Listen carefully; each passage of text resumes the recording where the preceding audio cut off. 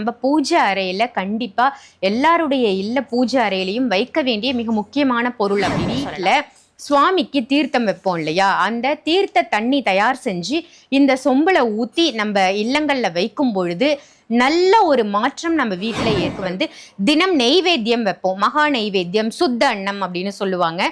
சாதம் வெடித்து அந்த சாதத்துல துளி நெய் விட்டு நம்ம நெய்வேத்தியம். தீர்த்த தண்ணீர் வந்து நீங்க எப்படி செய்யணும் அப்படின்னு நீங்க பயன்படுத்தும் பொழுது இறை தன்மை, இறை ஆகர்ஷணம் உங்க வீட்டுல அதிகமாகும்.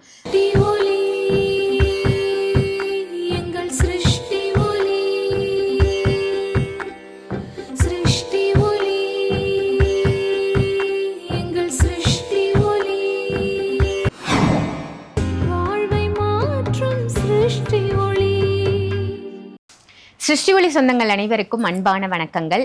இன்னைக்கு நம்ம சிருஷ்டி ஒளியில மிக முக்கியமான ஒரு ப்ராடக்ட் தாங்க பார்க்க போறோம். நம்ம பூஜை அறையில கண்டிப்பா எல்லாருடைய இல்ல பூஜை அறையிலையும் வைக்க வேண்டிய மிக முக்கியமான பொருள் அப்படின்னு சொல்லலாம்.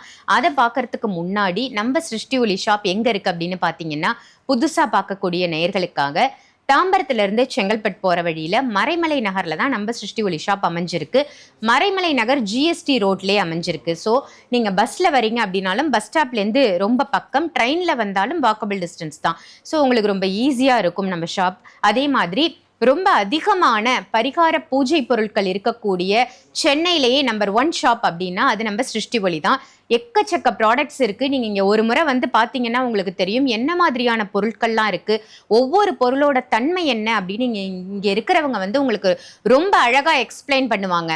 ஸோ அந்த பொருளோட தன்மையை தெரிஞ்சுக்கிட்டு அந்த பொருளை நாம் எப்படி பயன்படுத்தினா நம்ம வாழ்க்கையில் மாற்றமும் முன்னேற்றமும் ஏற்படும் அப்படின்னு தெரிஞ்சுக்கிட்டு நம்ம ஒரு பொருளை பயன்படுத்தும் பொழுது அதீத நன்மை நமக்கு கிடைக்கும் அப்படின்னு சொல்லலாம். சரி, ஓகே. இன்னைக்கு நம்ம சிருஷ்டி ஒளியில் என்ன பார்க்க போகிறோம் அப்படின்னு பார்த்தீங்கன்னா, ரொம்ப அழகா இருக்கக்கூடிய இந்த செம்புல இருக்கக்கூடிய இந்த அழகான சொம்பு தாங்க.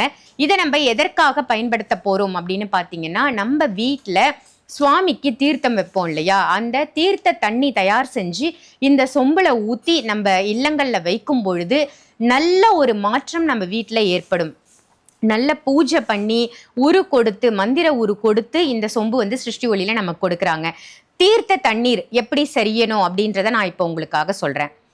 தீர்த்த தண்ணீர் வந்து நம்ம எப்படி ரெடி பண்றது அப்படின்றத சிம்பிளா நான் இப்போ உங்களுக்கு சொல்றேன்.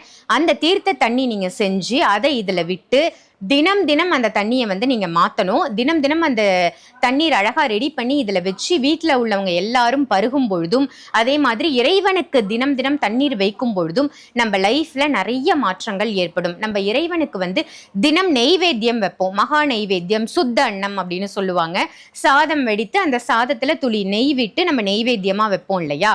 அப்படி வைக்கும் பொழுது கம்பல்சரி நீங்க தண்ணீரும் பக்கத்துல வைக்கணும். அதை வந்து ஒரு எவர் சில்வர் பாத்திரத்திலயோ இல்ல ஒரு கிளாஸ்லயோ வைப்பதற்கு பதிலா இந்த மாதிரி காப்பர்ல வச்சீங்க அப்படின்னா உங்களுக்கு அதனுடைய தன்மையே வேற ஒரு நல்ல தன்மை உங்களுக்கு கொடுக்கும். அந்த தீர்த்த தண்ணீர் வந்து நீங்க எப்படி செய்யணும் அப்படின்னு பாத்தீங்கன்னா, துளசி இலைகள் எடுத்துக்கோங்க. அதே மாதிரி கிராம்பு ரெண்டு கிராம்பு, கொஞ்சமா துளசி இலைகள், கொஞ்சமா ஒரு சிட்டிகை அளவுக்கு ஏலக்காயை வந்து பொடி பண்ணி எடுத்துக்கோங்க. ஏலக்காய் பொடியா நம்ம வாயில நம்ம குடிக்கும் பொழுது வாயில நம்மளுக்கு மாட்டாத அளவுக்கு நீங்க மிக்சியில போட்டு பொடி பண்ணிக்கோங்க. கொஞ்சம் நிறையவே பண்ணி வச்சுக்கோங்க.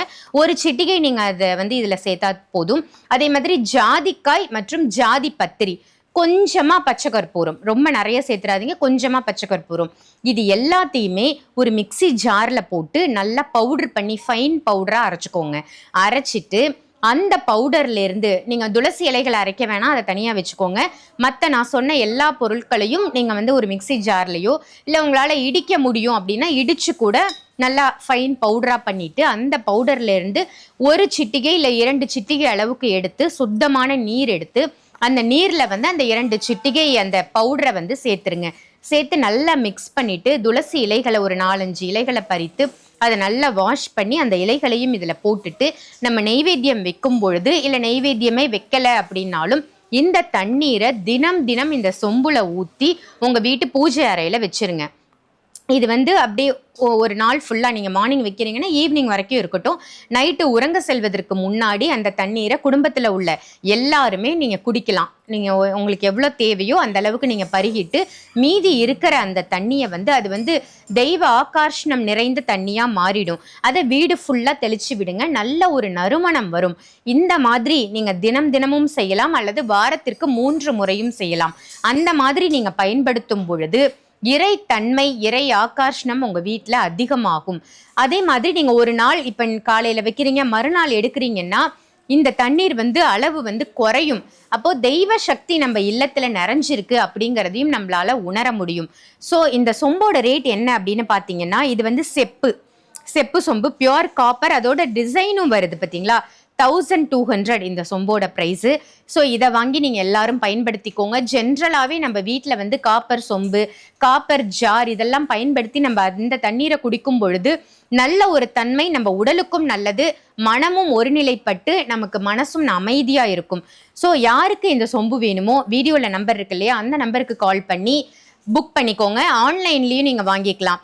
ஸோ கால் பண்ணி டீட்டெயில்ஸ் கேட்டு இல்லை ஒரு ஸ்னாப்ஷாட் எடுத்து நீங்கள் வாட்ஸ்அப் பண்ணிங்கன்னா இதனுடைய டீட்டெயில் எல்லாமே சொல்லுவாங்க. ஆன்லைன்லேயும் பர்ச்சேஸ் பண்ணிக்கலாம்.